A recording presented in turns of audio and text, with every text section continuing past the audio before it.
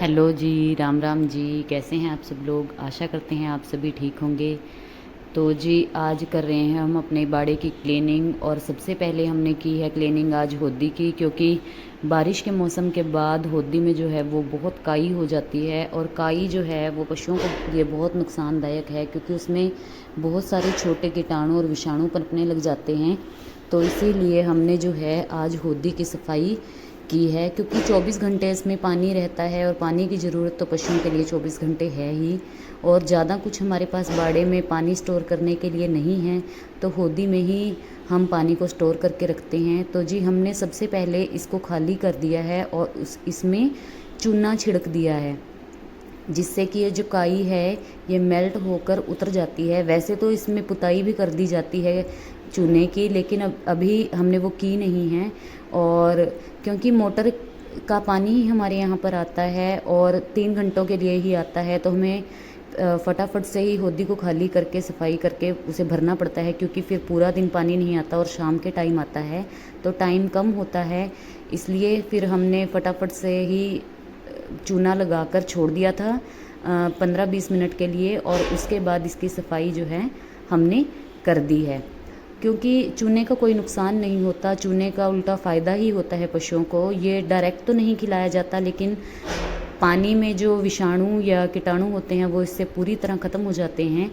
और चूने को भिगोकर उसके ऊपर जो पानी आ जाता है वही पशुओं को पिलाया जाता है, और कैल्शियम का अच्छा सोर्स होता है ये। तो बस हम होदी को हमने चूने से साफ़ ही किया है, और अगर पशु इसमें पानी पिएगा तो किसी तरह का नुकसान नहीं है। तो इसका कोई वहम नहीं है कि अगर हमने इसे चूने से साफ़ किया है तो पशुओं को इसका कोई नुकसान हो। तो हम जो है चूना डालकर ही ये जो है होदी को साफ़ कर देते हैं, क्योंकि बारिश के मौसम में ज़्यादा काई हो जाती है और उतारना बड़ा मुश्किल हो जाता है इसको। तो हम इसकी मदद से ही होदी को साफ़ करते हैं। और ये देखिए थोड़ा जो बहुत रह गया था वो हमने पत्ती वगैरह से साफ़ कर दिया और बिल्कुल क्लीन हो गई है होदी। और जैसे कि आप सब लोगों को पता ही है कि क्लीनिंग पशुओं के लिए बहुत ज़्यादा ज़रूरी है, क्योंकि पानी पीते हैं पशु इसमें, और इसीलिए इसकी क्लीनिंग करना बहुत ज़रूरी है। तो हम जो हैं हफ्ते 15 दिन में इसको खाली करके एक बार साफ़ कर देते हैं। वैसे तो अगर आपके पास पानी का अपना सोर्स हो तो आप इसे एक दिन के लिए जैसे खाली भी छोड़ सकते हैं चूना लगाकर, और ज़्यादा टाइम के लिए चूना लगाकर छोड़े तो अच्छी तरह ये सब कुछ मेल्ट हो जाती है काई वगैरह। लेकिन हमारे पास टाइम कम होता है तो इसलिए, और पानी चला जाता है तो इसलिए हमें जल्दी ही करना पड़ता है। तो जी होदी की सफाई हमारी हो गई है, और अब हम नहलाएंगे पशुओं को।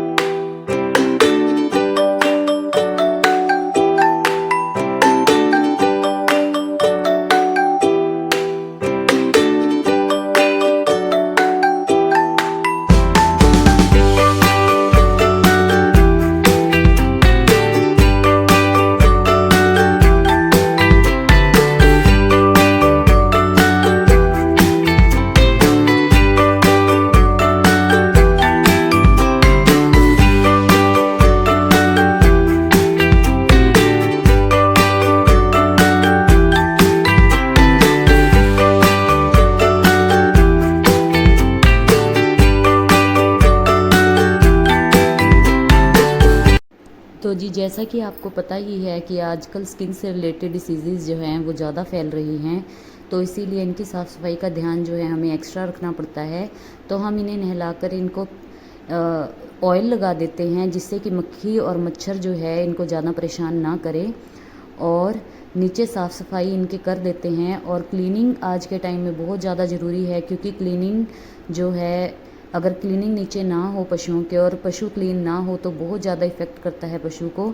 और जैसे गोबर वगैरह चिमटा रहता है पशु को, तो उससे पशु जो है परेशान भी बहुत रहता है और उसका असर दूध पर भी पड़ता है।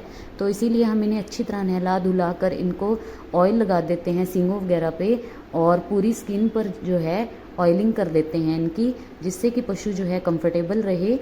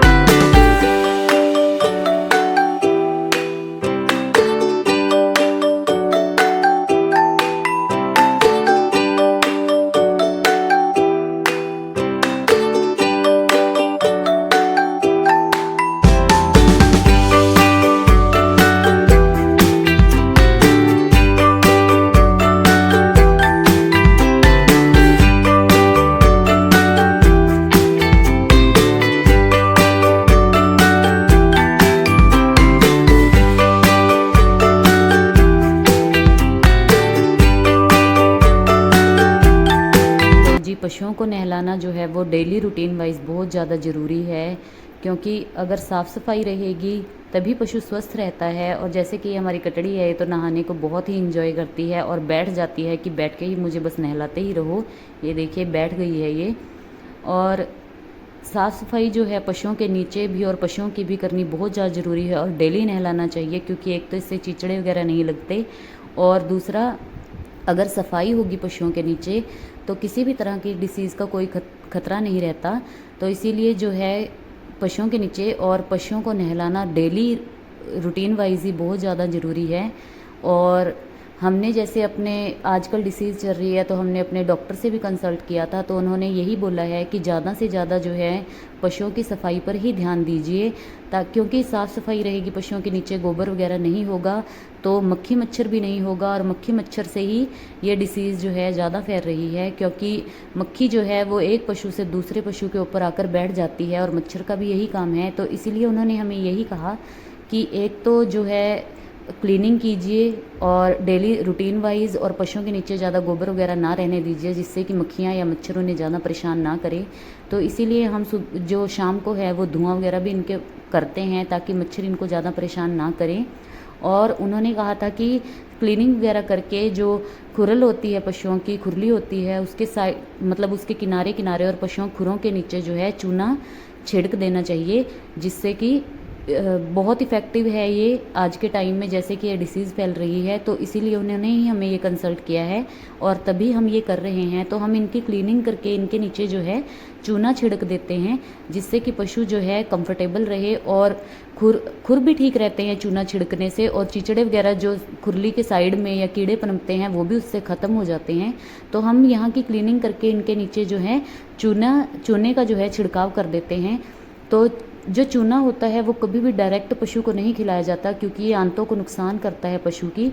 ये हमेशा भिगोकर ही दिया जाता है। मैंने आज तक यूज़ नहीं किया, तो इसलिए मैं आपको कोई कंसल्ट इसके बारे में नहीं करूँगी। बस मैंने तो इनके नीचे छिड़का ही है, जैसा कि हमें डॉक्टर ने बताया है। और होदी वगैरह हम चूने साफ़ कर लेते हैं, उसका उन्हें कोई नुकसान नहीं है। और जैसे बड़े बड़े डायरी फार्म होते हैं उनमें तो होदी में जो है चूने की पुताई भी की जाती है, और उससे जो है काई भी नहीं लगती और पशुओं को भी उसका फ़ायदा रहता है।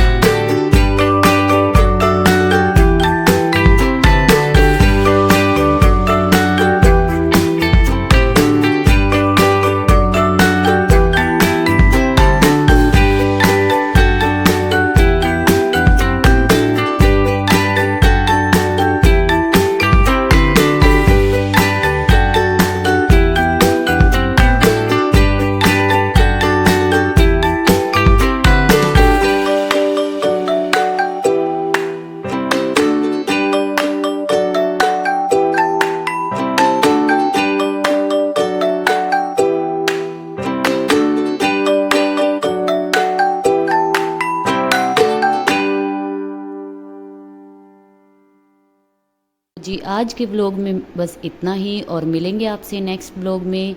और अगर आपको वीडियो अच्छी लगी हो तो चैनल को सब्सक्राइब और वीडियो को लाइक और शेयर ज़रूर कीजिएगा। और तब तक के लिए राम राम जी।